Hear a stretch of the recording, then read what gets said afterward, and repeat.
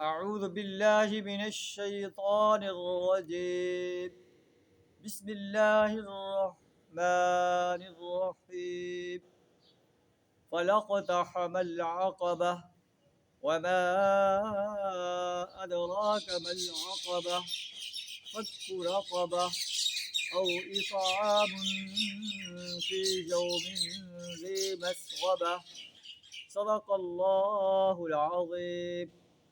اللہ ارشاد فرماتا ہے کہ میں نے انسانیت کے لیے ہدایت اور ضلالت کا راستہ واضح کر دیا ہے، لیکن انسان ہے فلقتحم العقبہ، اس نے دشوار گزار گھاٹی سے گزرنے کی ہمت نہیں کی۔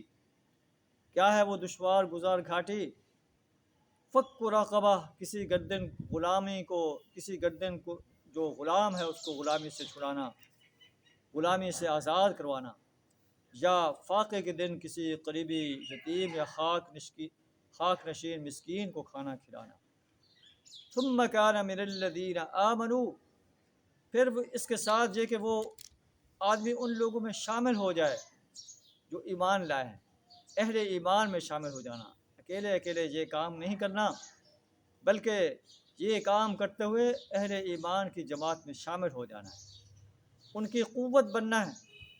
اور وہ جو انہیں جو ذمہ داری سونپی گئی ہے کہ کنتم خیر امۃ اخرجت للناس تامرون بالمعروف وتنہون عن المنکر، تم نے امر بالمعروف اور نہی عن المنکر کے فریضہ میں جو ہے ان کا دست و بازو بننا ہے۔ وتواصوا بالصبر، صبر کرنا ہے، ایک دوسرے کو صبر کی تلقین کرنی ہے۔ اس میں مشکلات آئیں گی، ان مشکلات کو عبور کرتے ہوئے ایک دوسرے کو صبر کی دعوت دینا ہے، صبر کی تلقین کرنا ہے۔ وتواصوا بالمرحمہ، اور ایک دوسرے کو رحم کی تلقین کرنا ہے، ایک دوسرے پر رحم کرو۔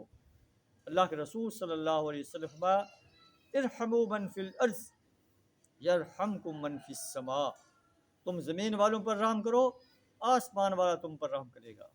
اللہ سے دعا ہے ہمیں ان صفات کو اپنانے کی توفیق عطا فرمائے، اہل ایمان کی جماعت میں شامل ہو کر اللہ کے دین کو غالب کرنے کے لیے اور باطل نظاموں کو مٹانے کے لیے، صبر کی تلقین اور رحم کی تلقین کرنے کے لیے اپنا مال، جان، وقت اور صلاحیت کھپا دینے کی جرأت عطا فرمائے۔